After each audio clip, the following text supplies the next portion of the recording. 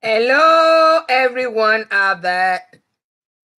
You are welcome to another wonderful time.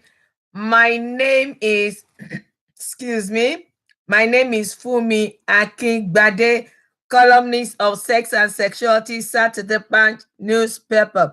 You are all welcome, and also the presenter of Pillow Talk Show with Fumi Akingbade. And like I said, in this series, all we do is talk about past questions that have been sent to our column Sex and Sexuality and have not been trashed, or some of them that have been trashed, and frequently asked questions that we are revisiting. So the number, like I said, just put on a notification, and as soon as I'm on, you get a notification, and just like this page, share it, and also go to any of my media outreaches.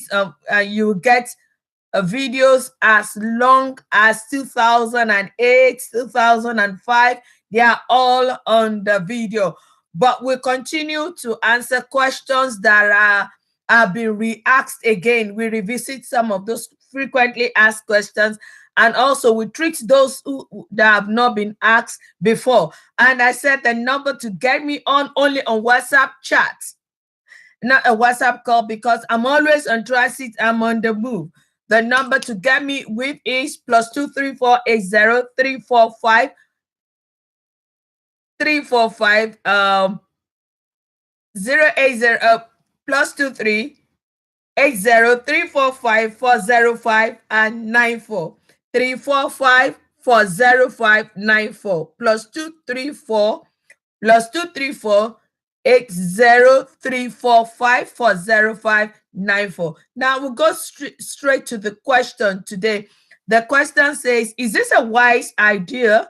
Let's see what a question is all about.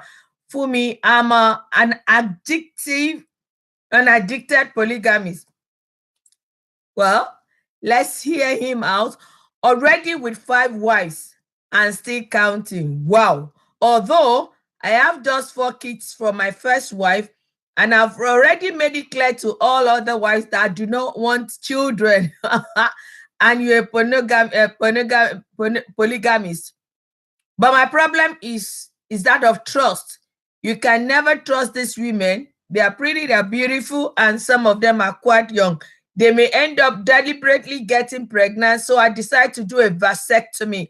But my bosom friend think it's a bad idea that my sex drive will go down after the operation. Is it right? Because the prime reason for my option is for it to, I want to enjoy my sexual exploring and to the maximum. Now, let me answer the question. Vasectomy is a choice, but then my stand here is, before, know what it takes. Know the pros and the cons of vasectomy before you go for one. Now, it's a choice, and you are entitled to your choices, any choice you make. But with vasectomy, as as of the last time I did a checkup on it, there are no reversal, because the what takes sperm from the testes, from the scrotum, via to the tip of the penis, is just one small strand. A duct is as tiny as the biggest broomstick. There are no things that the bigger broomstick, not the big broomstick, but the regular one. It's just small diamond, it's small inch. I can't even say it's that big. It starts off from the testis.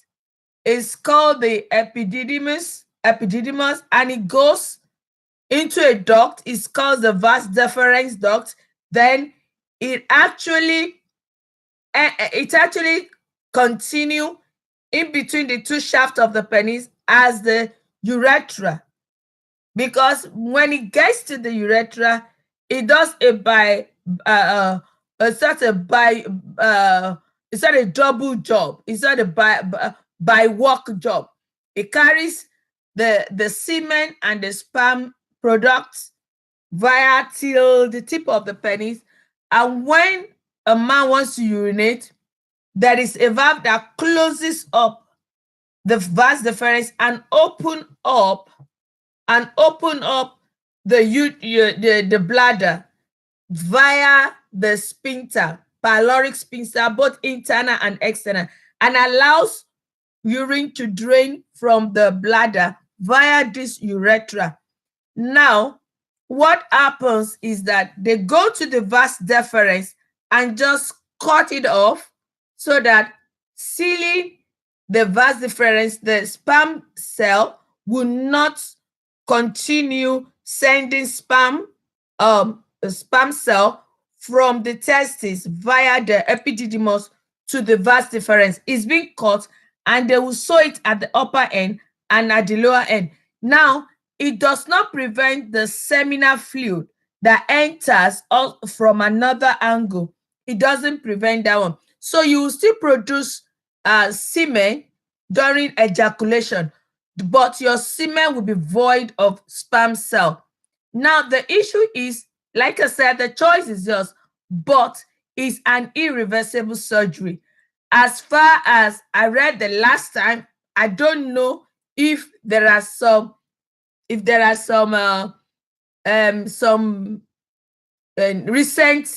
recent discovery, but for the last time that I still at the record, is irreversible. Now, if you do not want children again, it has no any side effect. You don't get swollen. It doesn't affect your prowess, your sexual prowess. It doesn't affect your sexual stamina. It doesn't affect your ejaculation. It doesn't affect your erection, because the only thing tampered with is a vas deferens duct, and the only tampering is they just cut it off. But the only side effect I'm aware of is from the medical team, the surgical team. Who is operating you? Who is helping you do the vasectomy? Is it a known, a certain certified surgeon who have had history of no failure? No failure in that realm. Now, if that is the case, if not, why not? If that's your choice. But now, if the surgery has an issue, the issue with the surgery will be the issue with any other surgery. The issue of infection, issue of maybe malfunction of something going wrong somewhere. But my advice, in most cases, according to statistics, you hardly see a typical African man going for vasectomy, even at 100.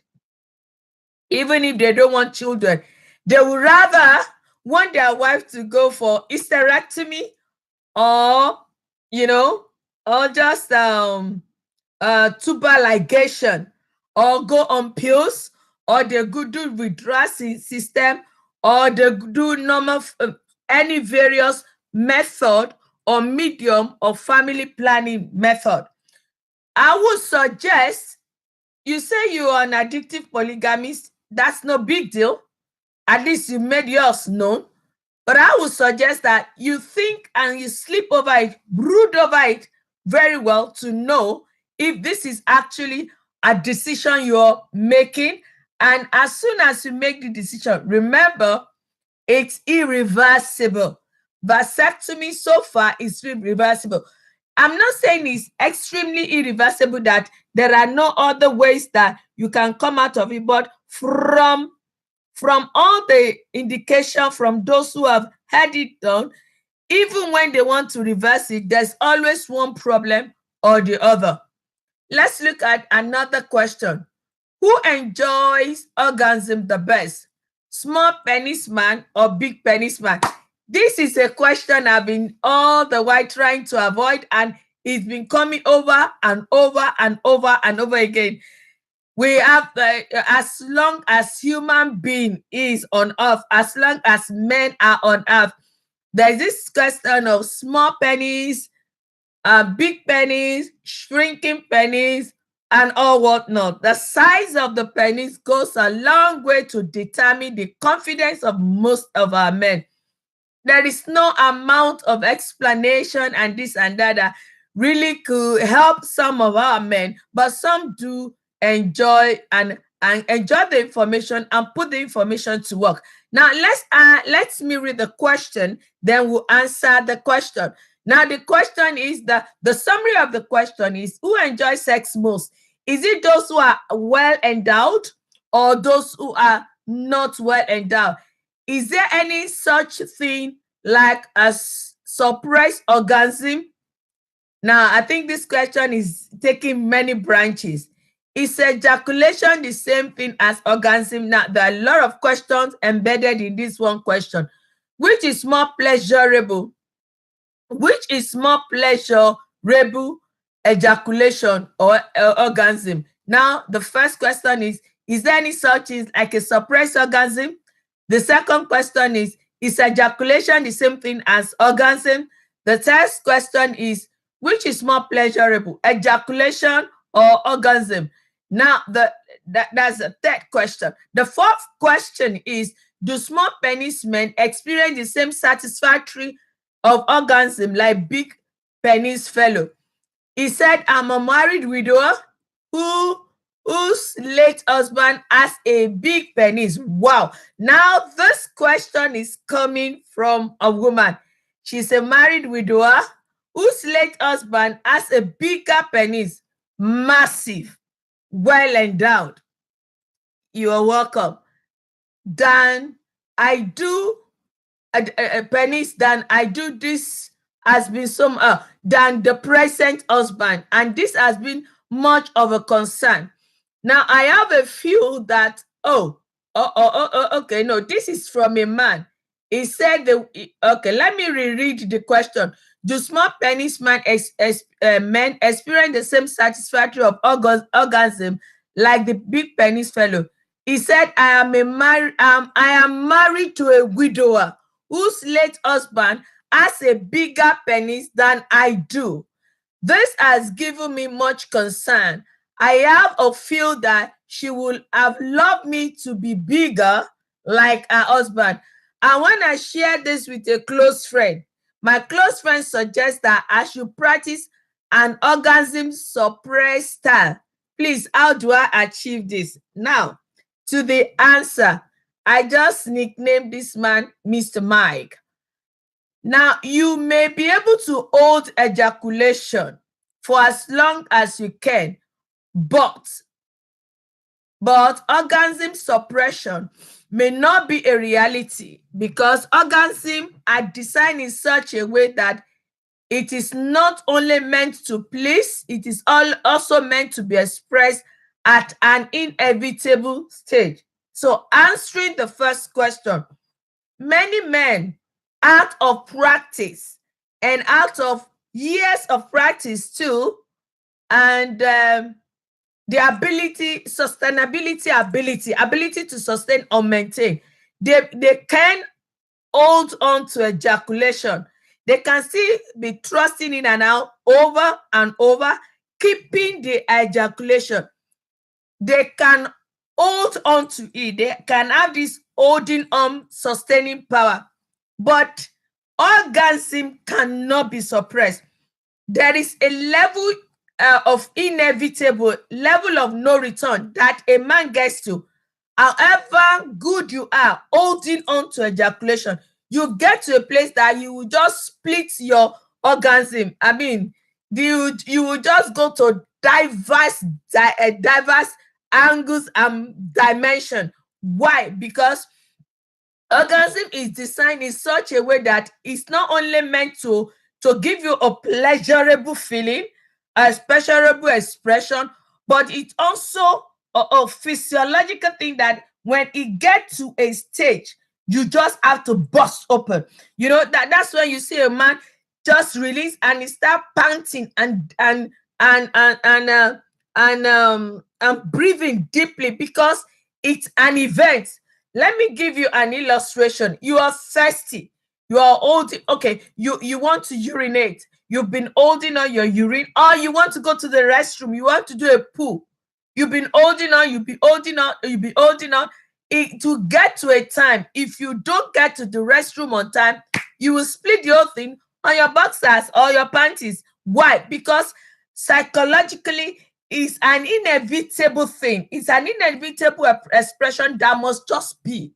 So as long as you can hold on to ejaculation for a while, you cannot hold on to orgasm. Now, that unique sensation makes men feel, men feel during orgasm is a result of a few different things going on in their body, which I've explained. As a man becomes aroused, blood rushes into the genitals, the muscle all over the body become increasingly tensed. Every road leads to just release this orgasm. Release yourself. The muscle, every system of, in fact, some of the system of the body of the man are shut down, are momentarily shut down to help in the aid of orgasm. So it's not a thing that you can suppress. You cannot suppress it. So I need us to know that. Then as that process intensifies, increased tension of the muscle, some system being suspended to aid into orgasm, the heart rate also speed up, and some feel good hormones run through all the body. In fact, hormones, chemical action and reaction and interaction takes place faster.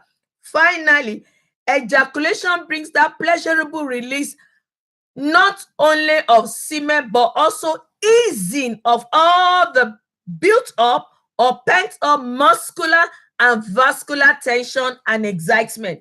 So there's this built up, pent up, or both muscular excitement, both not only muscular excitement, vascular excitement, because the rush and gush of blood, and even the psychological feel of excitement, they are all interwovenly working, and they are waiting for the red light so that everybody just go into action. You cannot suppress orgasm, and most men have a sense of relaxation. That's why after orgasm, you see the man's penis go flaccid, like if you just open up a balloon and you release the air, the trapped in air.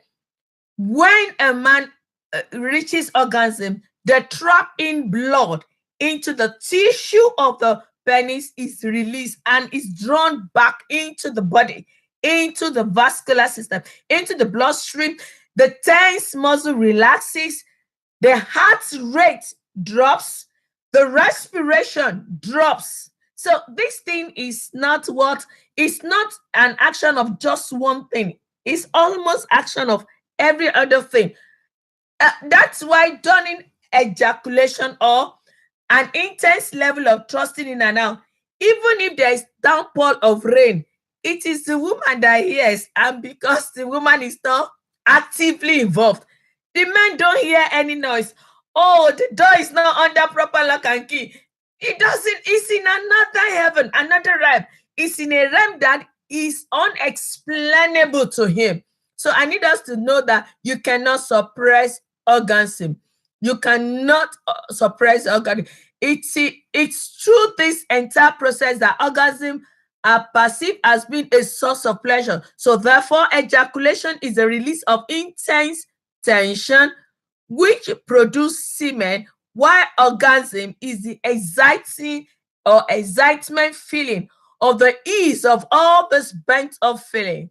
So both ejaculation and orgasm not only pleasurable, but if you keep on thinking you can suppress it, you will mess up yourself. That's just the truth. And now to go to the other question, which penis size enjoy more orgasm, enjoy more thrusting in and out, and it is more pleasurable? Let me bust your myth or your misconception. Whatever the size of the penis, it is not the penis size that is active here.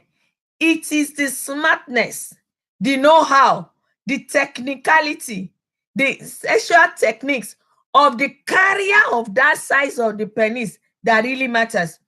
If your penis is as small as this, my smallest fingertip, if you master the game, you know the rules of the game, you know what to do at a particular time, and you know how to compensate for that size of the penis. For some of us that is so small, you know that thrusting in and out should not be your main target. The thing is small, and if it's just 3 inches, the first part of the vagina, the first 3 inches of the vagina is outside. The vagina has a rugae and it's longer, as much as it's longer to accommodate the head of a baby. So it expands it to accommodate the size of the penis. So if yours is very small, and like I said, the first 3 inches of the vagina is where a lot of the nerves are. Now, if yours is small, don't first go into thrusting in and out. One, it will be as if many women will say, as if you are scratching me. That they will say, it's as if the man is scratching me. I don't have any feeling. You are not smart going first into thrusting and out.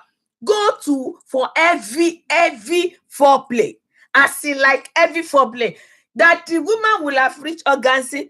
The woman will be ready for anything. So by the time you go in, you've done the major job. So the size is irrelevant now. The function of the size now is irrelevant. In fact, after heavy foreplay, you can even go to the extent of at least the middle finger and the next to it and the next to it, both by the side, will do a very good job. They are longer and bigger.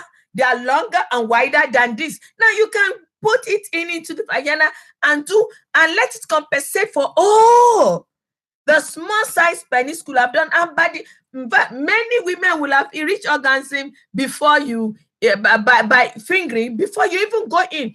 And by the time you maneuver, you go to the north of the vagina, go to the east of the vagina, the west and the south, and the depth and the height, and by the time you are done, the woman has gotten enough satisfaction. So when you now bring in the sorry, you are smally endowed, you are just capping up the action. So it's not really about the size, it's about the owner of the size. Now, when you allow psychologically, when you allow yourself to go into depression, or you go into, oh God, why is it that and you start using also method or mechanism to make it bigger, you are going to be frustrating yourself. You are going to be frustrating the poor small size. You know all those tricks, and sit your wife down and know what goes on with her. Know her triggers. Master all those triggers. Make sure that they are in your fingertip, and please don't rush it. You know already you are inadequate in that area. Now you just go pack, push. The woman will just be looking at you. Are you done? Okay, when you are done, let me know. When you are done, let me know. No, you are not mastering the game. And let me say this also, that you are highly endowed. When you don't have it upstairs, what will make a woman beg for more? The woman will just say, please do quick and let's go. Oh, you are inflicting pain. I'm not even enjoying. The only thing is just as big as that. So for both big and for both small, it is the application of the smartness of your smartness, sexual smartness upstairs, that put those things to work. And when those sizes are put to work, you both of you experience any level of orgasm you want to at any particular time. I don't want you to be deceived that, those who are big, they feel all in all. They feel everywhere, and they can maneuver very well. Those of us that are small too, let's go and learn the trick of the trade. There are always trick of the trade. And when you learn this trick of the trade, of course, and why not, you will outsmart those who are big. It's not and most of the time, it's not all about bigness. And please also, I will advise, if you know you're small, don't do anything that will make your tummy big. Pot belly will make it shrink. It will pull the small size inside more. So I need us to know that. Now, any penis size enjoy orgasm alike. The only difference is the intensity, the duration, due to the fact of the muscle tissue of the small penis. Now, the small penis is not as much as big one. The tissue is not as much or large or massive. There are better ways to increase the size of your penis than suppressing your orgasm. The mechanic of intercourse also play a key role, which I've tried to explain. The foreplay, you've been smart, know the rules of the game, know what the person you are with, your wife you are with, know what that woman wants. If he asks her, is it what triggers you? Is it sucking your penis? I mean, sucking your nipple, or how do I undo your breast? How do I make you go, haywire? When you've done that one intensively, foreplay here and there, and the woman is like, oh no, it's enough, then you know that the person you are compensating for, bring him in, and give you it gives you that feel of, wow, I've done well, kudos to me here. I know it's small, and I want us, and for some people, many of us have been able to get it a little bit enlarged, but it takes you to buy a lot of lies before you get a good one, for those who look forward to enlargement. And most of the time, those people that does transgender, changing a man to a woman, they do a lot of this, but then it comes with its own peculiar challenges. I need us to know that. My name is Fumi Akingbade, your one and only bedroom instructor. I'm here to help the married with their sexual challenges, sexual health, and sexual question. I just need us to know that you can always put on a notification. As soon as I'm on, you can get to here. And please like this page and share it. The number to call on WhatsApp only with chatting is +234 8034540594. Because before I go today, let me just answer the last question and we'll call it a day for today. Now, I have an unusual long clitoris. This is definitely from a woman. Few years ago, you made mention of how we can have a long clitoris, but by practicing a clitoral exercise. I did it faithfully for almost a year, but now I have a big challenge, and the challenge is every slight touch to my clitoris, even wearing my panties or anything, get me aroused and make me want to have sex. By all means, to be frank with you, I even most time go on masturbating as a woman, even when I try to pack it or pad it with sanitary towel. Any movement get me sexually provoked. It's worsened when having a bath. If I mistakenly run a hot water on my clitoris, I feel like having sex immediately. Should I get it cut off or a bit or what? I think it's better for you if you're having this type of challenge. Like there was an exercise I told us, I call it a long woman exercise. It's a clitoral exercise for those of us who have first degree, second degree, third degree of genital mutilation, which is called female circumcision.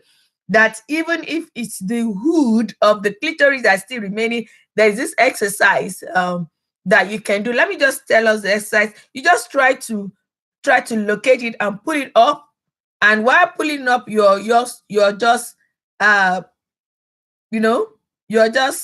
rubbing it this way as if you're opening or closing the cap of a bottle. And as you're rubbing it that way, you're pulling it and rubbing it that way, pulling and massaging. Let me put it, massaging it this way or this way, this way or this way, and you're pulling it up and you're pulling it up.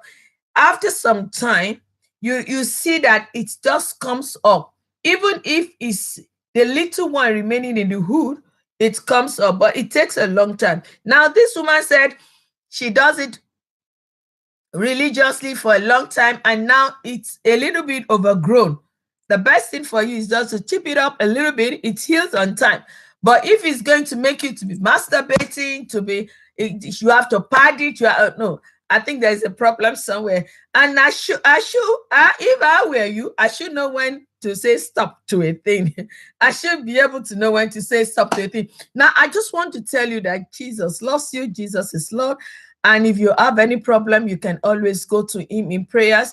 And if you have not had a relationship with Jesus, Jesus is the best thing that can ever happen to you.